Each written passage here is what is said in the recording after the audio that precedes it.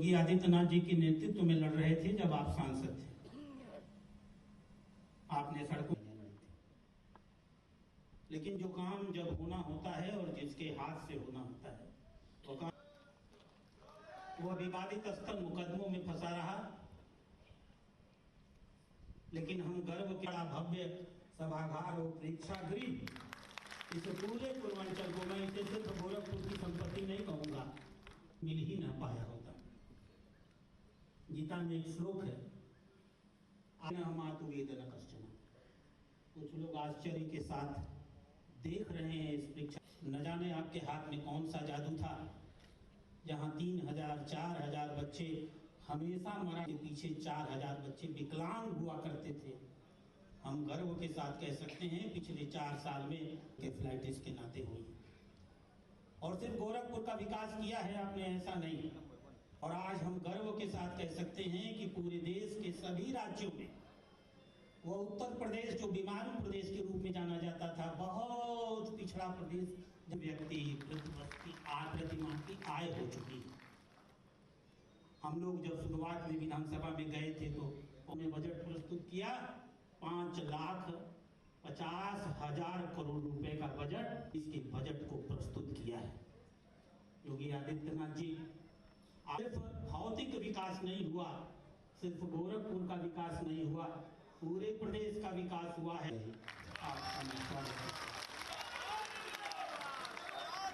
बहुत धन्यवाद डॉक्टर राजेंद्र दास अग्रवाल जी इस स्वागत उद्बोधन के लिए। और आमंत्रण अब कलाकार कला की भाषा में पूज्य महाराज जी इस समस्त कलाकार बंधु, सुना हो, समस्त कलाकार बंधु जितना भी हमरे बिरादरी बाड़े में जा, हर विधा के उस समस्त हजारों जो गोरखपुर पूर्वांचल में कलाकार बिरादरी बा, उनकी ओर से हम हमरे पूज्य महाराज जी के गोड़ छू के प्रणाम।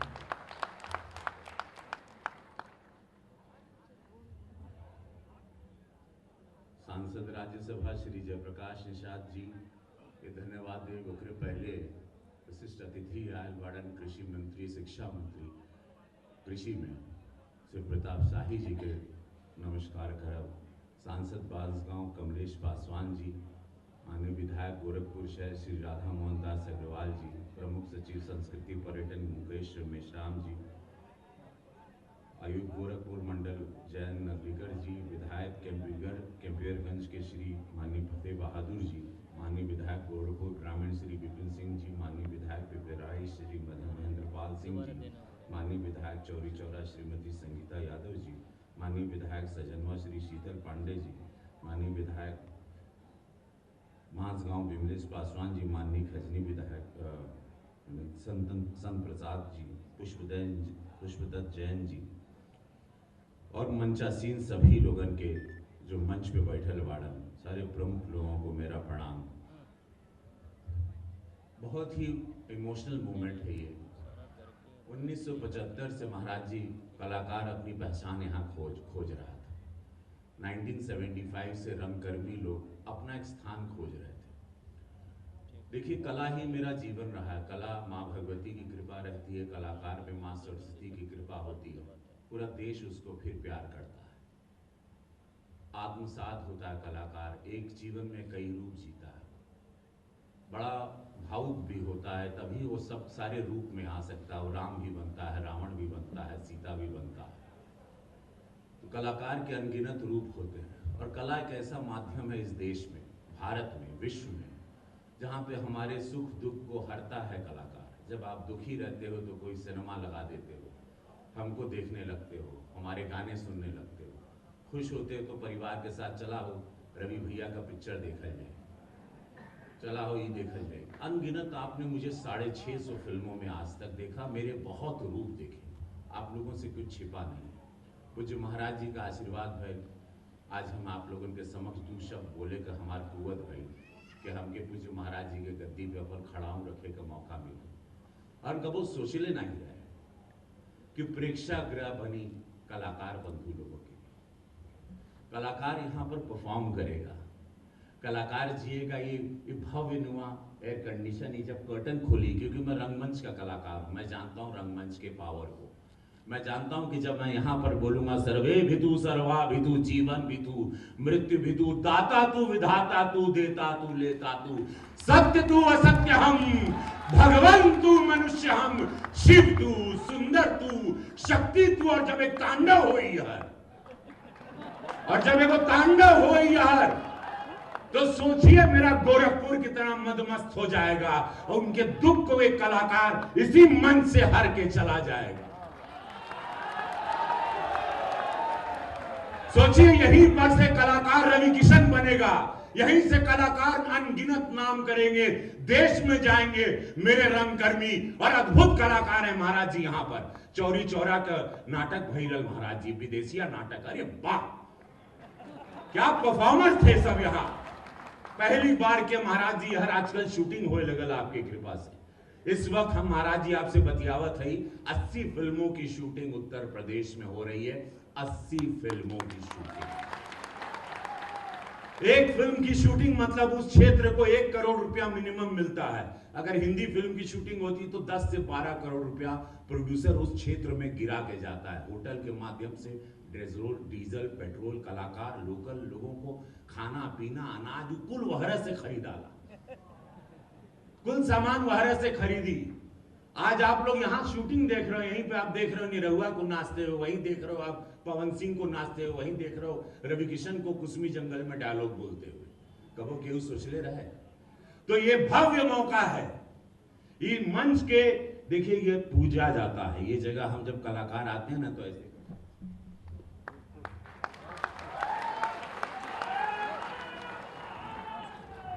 इस जगह के समझ लिया बाबू, जितने भी सुन रहे हो मेरे, जितना भी मेरा बिरादरी है,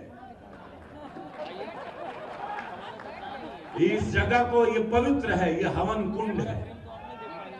इसको आप लोग साधना, यहां से कुछ बन के जाना, तब पूज्य महाराज जी के भी आनंद आई कि आए और अपने जीवित जीवन को आप लोग मोक्ष की तरफ ले जाओगे।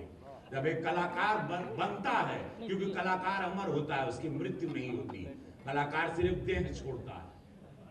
तो जान लिया कि ये जगह से आप लोगों को नाम कमाना है, अपने पिता का, माता का, जिला का, जवार का, गोरखपुर का, उत्तर प्रदेश का, और यहां से भव्य नाम करके सिनेमा इंडस्ट्री में, कला मंच में, रंगमंच में छा जाना है। इस जगह को 1-1 करोड़ों रुपया लगा है। इसको साध लोग, पूज्य महाराज जी ने आदेश भी दिया कि एक ज्यादा फीस रंगकर्मियों लोगों के ना लगी।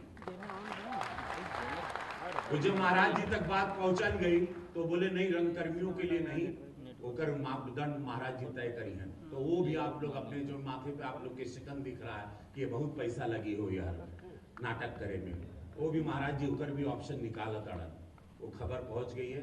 बस यही कहूंगा, मेरे जितनी कलाकार हैं हर विधा के, संगीत में आए हैं, म्यूजिशियन हैं, ये हैं, आप लोग ये आत्मनिर्भर भारत की ओर बढ़ने का एक बहुत बड़ा एक नया रोजगार है कला जीवन। कला क्षेत्र से भी बहुत पैसा कमाया जा सकता है, परिवार चलाया जा सकता है, नाम किया जा सकता है। तो कला को एक फिल्म इंडस्ट्री की तरह लीजिएगा, ये इंडस्ट्री है। और महाराज जी जैसे फिल्म सिटी अब यहाँ बना रहे हैं, जैसे गोरखपुर में अभी भोजपुरी इंडस्ट्री की स्थापना होती जा रही है, आप लोग देख रहे हैं। पूरा पूर्वांचल आप फिल्म सिटी, अक्षय कुमार वहाँ अयोध्या में राम सेतु की शूटिंग कर रहे हैं, परसों महाराज जी का आशीर्वाद लेके गए अक्षय कुमार। तो ये आप लोग देखिए, कला में आप लोग तैयार रखिए। मैंने तपस्या की, तब किया, कई साल रंगमंच किया, अपने आप को साधा, तब जाके हमको देश ने प्यार किया। तब आप लोग मुझे एज एन एक्टर प्यार करते। तो बहुत तपस्या करनी पड़ती, बहुत मेहनत करना, रियाज करना, इसको सीरियसली लेना, इसको मजाक नहीं लेना। अपने जीवन में एक नया रोजगार आया है, इतना भव्य प्रेक्षागृह और मुक्ता काशी वहां मिल गया आपको। ये पूज्य महाराज जी के आज हम चाहब एक हमारे महाराज जी खातिर गड़गड़ा के ताली होनी चाहिए। बोला नमः पारे भारत माता की, नाभि से आवाज आए कि चाहे कैसा माता की वंदे वंदे। गुरु गोरक्षनाथ महाराज की जय, पूज्य महाराज की जय। गंभीर बाबा के नाम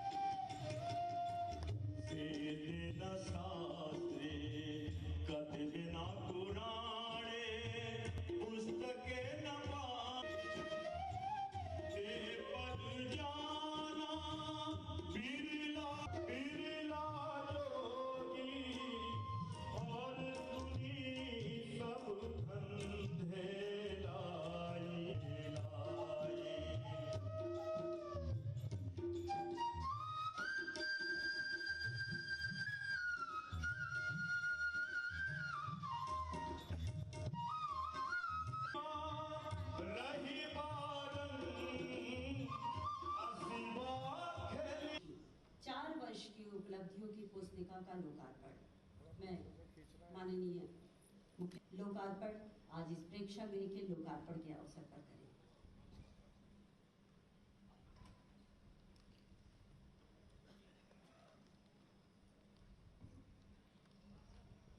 ये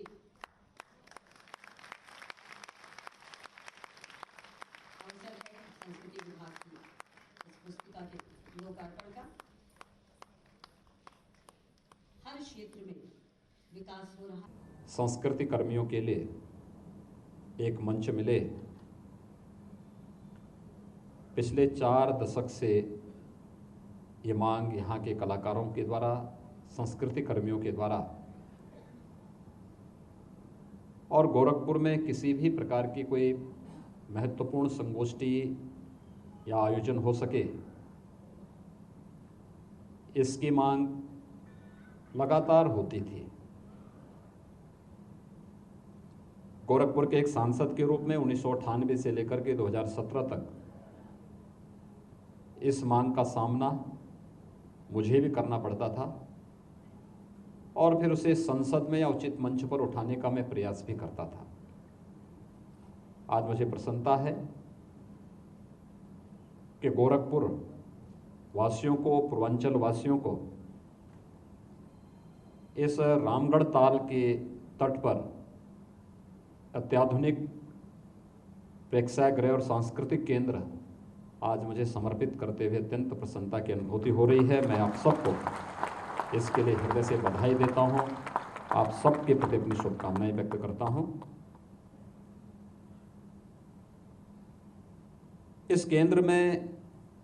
इस केंद्र को हम लोगों ने समर्पित किया है 19वीं सदी के उत्तरार्ध में गोरखपुर के ही बहुत सिद्ध योगी बाबा गंभीरनाथ जी को।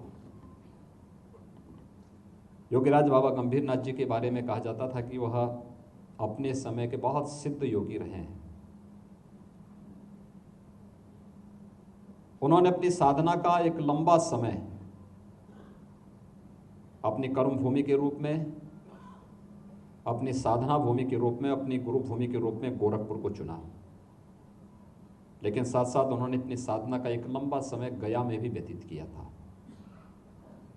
कपिलधारा पहाड़ी गया में कहते हैं कि जब बाबा गंभीरनाथ जी अपनी वीणा बजाते थे तो वहाँ के जितने भी सिद्ध थे, जितने भी अन्य वहाँ पे साधक थे और जितने भी उस क्षेत्र के अन्य जंगल के पशु पक्षियाँ थी, रात्रि में उनके इर्द गिर्द आकर के उनकी वीणा को सुनने के लिए मजबूर हो जाते थे और उसमें लीन हो जाते थे। और इसीलिए एक सिद्ध योगी और अपनी सिद्धि की पराकाष्ठा में पहुंचे हुए योगी के साथ ही जिन्होंने कला की साधना को भी महत्व दिया हो उस कालखंड में, उनको समर्पित यह प्रेक्षागृह और यह सांस्कृतिक केंद्र गोरखपुर वासियों को बाबा गंभीरनाथ जी के प्रति सादर नमन है और कृतज्ञता है।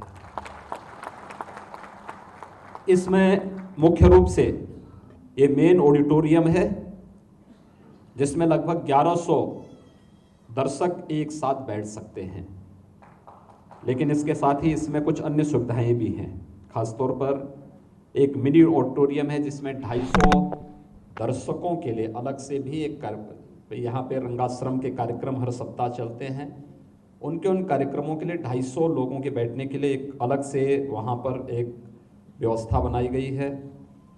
80 सीट का एक मीडिया सेंटर भी यहाँ पर है जो कॉन्फ्रेंस रूम के रूप में है और एक 46 सीटर कॉन्फ्रेंस हॉल अतिरिक्त है।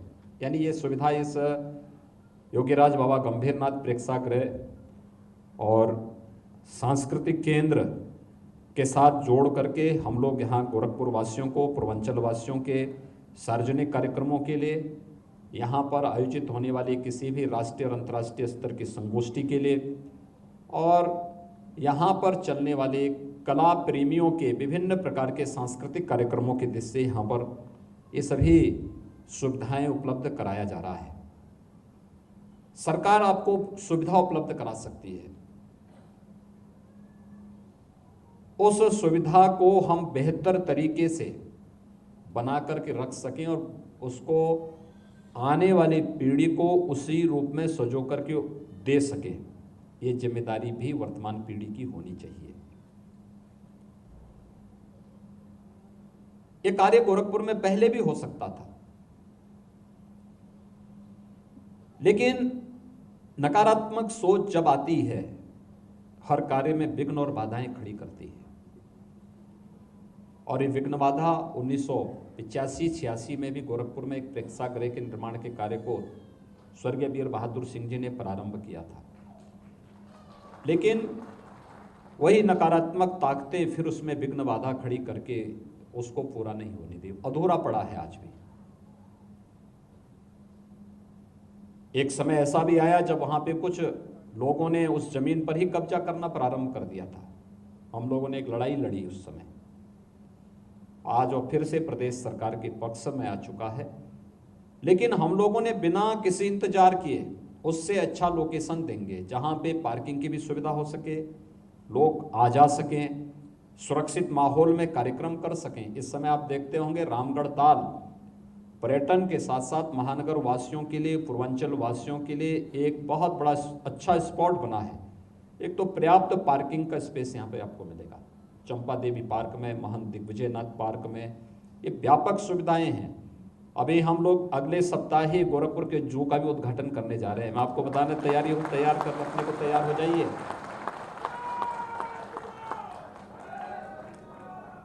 एक बड़ा कार्यक्रम के साथ आखिर ये सुविधाएं मिलनी क्यों नहीं चाहिए?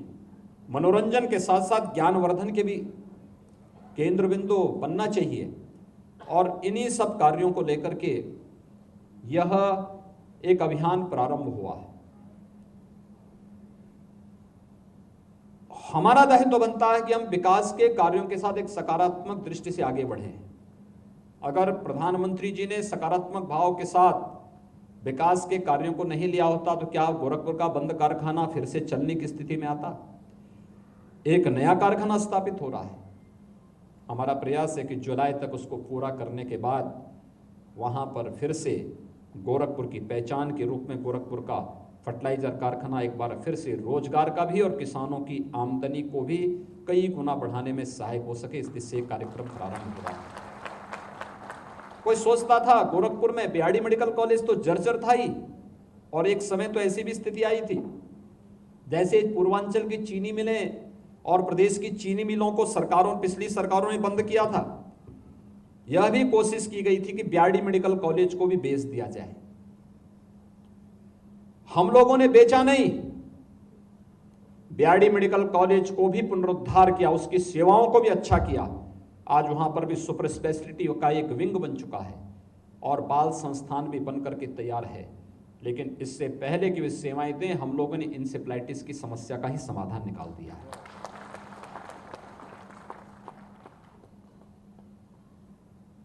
इंसेफ्लाइटिस से हजारों मौतें होती थी पूर्वी उत्तर प्रदेश में, लेकिन ये हमारे लिए राजनीतिक मुद्दा नहीं था,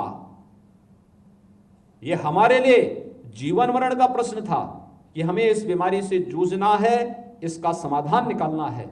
और मुझे प्रसन्नता है कि प्रदेश सरकार, केंद्र सरकार ने मिलकर के जनता जनार्दन के सहयोग से, जनप्रतिनिधियों के योगदान से आज इंसेफ्लाइटिस को हम समाप्ति के कगार पर ले जाने में सफल हुए हैं। लेकिन हमें अभी सतर्कता की आवश्यकता है, सावधानी और सतर्कता सदैव बनी रहनी चाहिए। कहते हैं ना, बाढ़ के पानी से, आग से और बीमारी से कभी मजाक नहीं करना चाहिए, उसको मजाक में भी नहीं लेना चाहिए, हल्के में नहीं लेना चाहिए। पूरी सावधानी और सतर्कता के साथ जब हम आगे बढ़ेंगे, इंसेफ्लाइटिस की समस्या का समाधान भी होगा। लेकिन साथ साथ गोरखपुर में एम्स का निर्माण भी प्रधानमंत्री जी के विजन के कारण आज गोरखपुर में एम्स भी बन करके खड़ा हो चुका है। आप जाते होंगे जब एयरपोर्ट की तरफ, देवरिया की तरफ जाते होंगे, कुशीनगर की तरफ जब जाते होंगे, तो आपका सामना सबसे पहले गोरखपुर के विकास के प्रतीक गोरखपुर एम्स से होती है। ये एम्स हमारे विकास का प्रतीक भी है, देश की सकारात्मक सोच का प्रतीक भी है। पूर्वांचल वासियों को अंतर्राष्ट्रीय मानक की बेहतर स्वास्थ्य सुविधा प्रदान करने का केंद्र बिंदु भी है और हर प्रकार की सम विषम परिस्थितियों से जूझने की एक नई प्रेरणा देने वाला केंद्र भी है। और वह आज एम्स के रूप में है। यही रामगढ़ ताल, गोरखपुर की पूरी गंदगी यहीं आती थी और अगर किसी को किसी की हत्या करनी होती तो यहीं मार के फेंकता था, कोई आता भी नहीं था। एक गंदगी का अड्डा भी बना हुआ था। आज आप देख रहे होंगे बोटिंग के साथ जाकर के घूमने के लिए जाते हैं। रवि किशन जी शूटिंग कर रहे हैं, कालीबाड़ी के बाबा जी उनकी फिल्मों का मुहूर्त करते हैं। अगर बाबा उनकी फिल्मों का मुहूर्त न करें तो फिल्म उनकी सुपरहिट कैसे होंगी? वो अलग विषय है कि मुनाफा हुआ के लिए कमाते होंगे, लेकिन ये कार्य धीरे धीरे करके आगे बढ़ते जा रहे हैं। सोच है, पिछली सरकारों की सोच नकारात्मक थी तो ये केंद्र अपराध के अड्डे थे, अराजकता और अव्यवस्था के अड्डे थे। सरकार की सोच सकारात्मक हुई तो वही टूरिस्ट का एक बेहतर स्पॉट बन गया है। लोग परिवार के साथ आकर के वहां पर आज अपना समय व्यतीत करते हैं। जो समय बचता है वहां पे मनोरंजन के साथ साथ ज्ञानवर्धन की अनेक ऐसी चीजें आ रही हैं जो हर एक व्यक्ति को अपनी ओर आकर्षित करता है। वाटर स्पोर्ट्स का एक बहुत अच्छा सेंटर हम यहां पर दे रहे हैं। यहां के नौजवानों का एक मंच मिलेगा, कलाकारों के लिए भी और खिलाड़ियों के लिए भी। ये सोच, सकारात्मक सोच हर एक व्यक्ति को पैदा करना होगा और इसीलिए मैंने आपसे कहा कि सरकार तो बना सकती है, बनाने के लिए धन दे सकती है, लेकिन उसको बनाए रखना। फिर ये नहीं होना चाहिए कि जैसे कोई चीज बन गई तो उसको हम लोग सरकारी चीज मान करके फिर उसको भगवान भरोसे छोड़ दें। आया, किसी ने कुर्सी तोड़ी, किसी ने किसी कोने पे थूका, किसी ने कोई कुर्सी उखाड़ करके पता लगा मौका मिला तो उठा करके लेके चलने लग गया, किसी को मौका मिला कोई और चीज तरीके से गंदा किया। ये नहीं होना चाहिए, किसी भी स्थिति में नहीं होना चाहिए। ये पैसा सरकार दे रही है, लेकिन सरकार का पैसा ये किसी की बपौती नहीं होती है, जनता का ही पैसा होता है। याद रखना, ये जनता का पैसा है और प्रदेश की 24 करोड़ जनता का ये पैसा, इस पर प्रदेश की 24 करोड़ जनता का अधिकार होना ही चाहिए।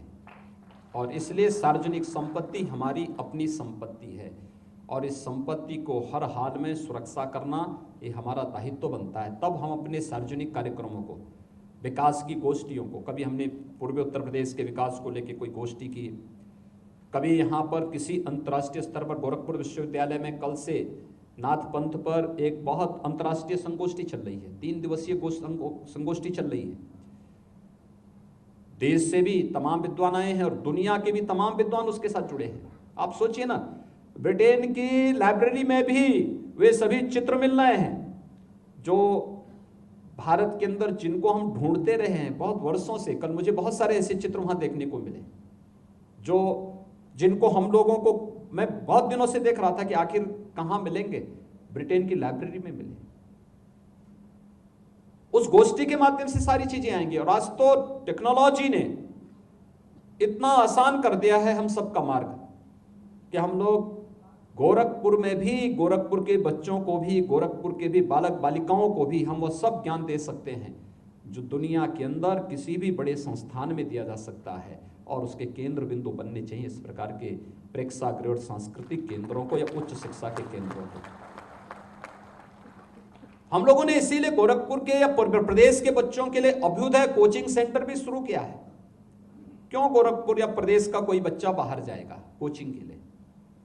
आखिर कोचिंग, उसको किसी प्रतियोगी परीक्षा की तैयारी करनी हो, उसको किसी सेवा के साथ जुड़ना है, तो आखिर उस सेवा से जो अधिकारी अभी नए जुड़े हैं, जिन्होंने उस परीक्षा को सफलतापूर्वक पास किया है, अगर वह उसको गाइड करे तो वो ज्यादा अच्छा गाइड कर सकता है, ज्यादा अच्छा बता सकता है। और एक नया कॉन्सेप्ट हम लोगों ने इस फील्ड में दिया है, लोग कैसे अच्छे बढ़ सकते हैं, कैसे आगे बढ़ा सकते हैं। और यही भाव, विकास का यही भाव है जो आज प्रदेश को विकास के पथ पर अग्रसर करने में सफलता प्रदान कर रहा है। भाइयों बहनों, सोच सकारात्मक होती तो सब कुछ संभव है। इस देश की जीडीपी को 10 लाख करोड़ तक पहुंचने में 70 साल लगे, लेकिन 4 वर्ष कायदे से मेहनत हो गई तो वही 10 लाख करोड़ की प्रदेश की जीडीपी को 21 लाख पहुंचने में मात्र 4 साल लगे। हमें दुगने से अधिक समय तक, दुगने से अधिक प्रदेश की जीडीपी को बढ़ाने में मात्र 4 साल लगे। यह मेहनत पहले भी हो सकती थी। एजेंडे में जब विकास हो, एजेंडे में जब जनता जनार्दन की खुशहाली हो, एजेंडे में जब गांव, गरीब, किसान, नौजवान और महिलाओं के हितों के लिए कुछ कार्यक्रमों को ईमानदारी से आगे बढ़ाने का जज्बा हो, ईमानदारी से हर तबके के हितों के लिए कुछ करने का एक भाव हो, और वह भाव व्यक्ति को एक साधना के रूप में लेना पड़ेगा, एक पूजा के रूप में लेना पड़ेगा। जब हम पवित्र भाव के साथ उस कार्यक्रम के साथ जुड़ते हैं तो सफलता जरूर मिलेगी। जब भाव ही कपटपूर्ण हो तो परिणाम भी कपटपूर्ण ही आएंगे। जब भाव साधना से पूर्ण हो, पवित्रता से परिपूर्ण हो, तो उस पवित्रता से परिपूर्ण भाव के परिणाम भी पवित्रता के साथ बहुत आशावर्धक और सकारात्मक होते हैं। और ये सकारात्मक परिणाम आज प्रदेश के अंदर जो आ रहे हैं, ये उसी की परिणति है। जो पिछले 4 वर्ष के अंदर हर एक व्यक्ति ने, हर एक मंत्री ने, हर एक जनप्रतिनिधि ने, हर एक प्रशासनिक अधिकारी ने, हर एक तबके के लोगों ने, किसान ने, नौजवान ने, कलाकार ने, हर एक तबके के लोगों ने अपने अपने फील्ड में मेहनत करके दिखाया है। उसका परिणाम हमारे सामने आया है और पहचान उसी रूप में आगे बढ़ाने का काम किया गया है। मैं धन्यवाद दूंगा श्री राकेश श्रीवास्तव जी को, जिन्होंने गोरखवाणी को एक स्वर दिया है। याद रखना, गोरखवाणी का स्वर मैं इसलिए कह रहा हूं, हिंदी की पहली डी.लिट की उपाधि गोरखवाणी में डॉक्टर पीताम्बर दत्त बड़थवाल को मिली थी। गोरखवाणी पे ही मिली थी हिंदी की पहली डी.लिट की उपाधि। और चर्चित दार्शनिक रजनीश ने अपने जितने भी प्रवचन दिए हैं, प्रवचन का पहली जो शब्दी उनकी होती थी वो गोरखवाणी की होती थी। कभी उनके उपदेशों को सुनिए तो गोरखवाणी से शुरू करते हैं। गोरखवाणी की एक एक शब्दी में, एक एक साखी में पूरे ग्रंथ समाये हुए हैं। जीवन का पूरा सार उसके अंदर निहित है। व्यक्ति के सर्वांगीण विकास का भाव उसके अंदर निहित है।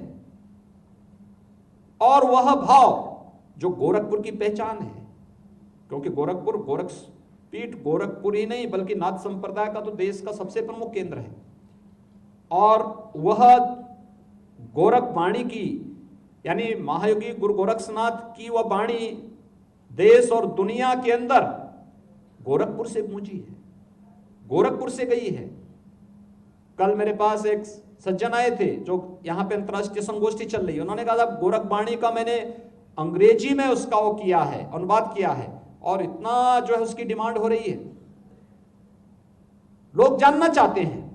और आदरणीय प्रधानमंत्री जी ने जब योग को वैश्विक मंच पर मान्यता दिलाई, 21 जून की थी जब विश्व योग दिवस के रूप में प्रसिद्ध हुई, तो योग के बारे में लोगों को जानने की जिज्ञासा पैदा हुई। तो योग के बारे में क्रियात्मक योग है क्या, हठ योग है क्या, राजयोग है क्या, योग के इन भावों को जानने का जो एक लोगों की जिज्ञासा थी, जब उनको जाकर कहीं उसके सही और संतोषजनक, आत्मा को संतुष्टि देने वाले कोई परिणाम कहीं से प्राप्त हुए हैं, तो उसमें महायोगी गुरु गोरक्षनाथ और नाथ योगियों की साधना से वो प्राप्त हुए हैं।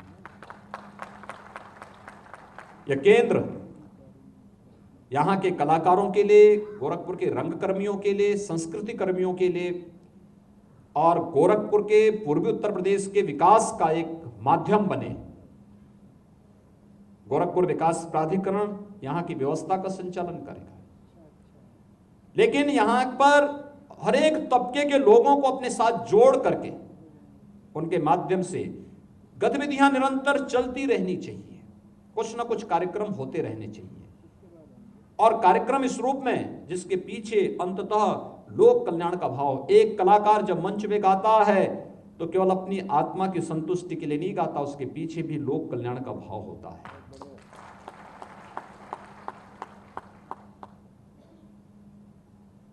एक व्यापारी जब अपने व्यवसाय को करता है तो वह केवल अपने व्यवसाय की उन्नति के लिए काम नहीं करता है, उसके पीछे लोक कल्याण और राष्ट्र कल्याण भी होता है।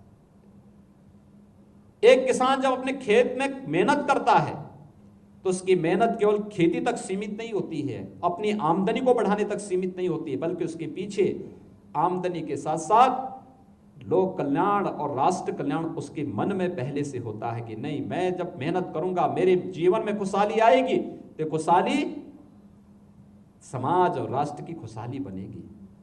एक युवा जब मेहनत करता है तो केवल अपनी सफलता का मार्ग प्रशस्त नहीं करता, समाज की सफलता का, राष्ट्र की सफलता का मार्ग भी अपने साथ प्रशस्त करता है।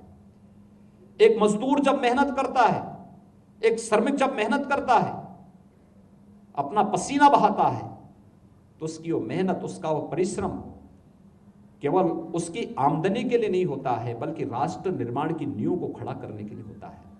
और ये जो निर्माण की इकाई हर एक में जुड़ी हुई है, लोक कल्याण का भाव, राष्ट्र कल्याण का भाव हर एक स्तर पर जुड़ा हुआ है, इसके साथ हम सभी को जुड़ना होगा।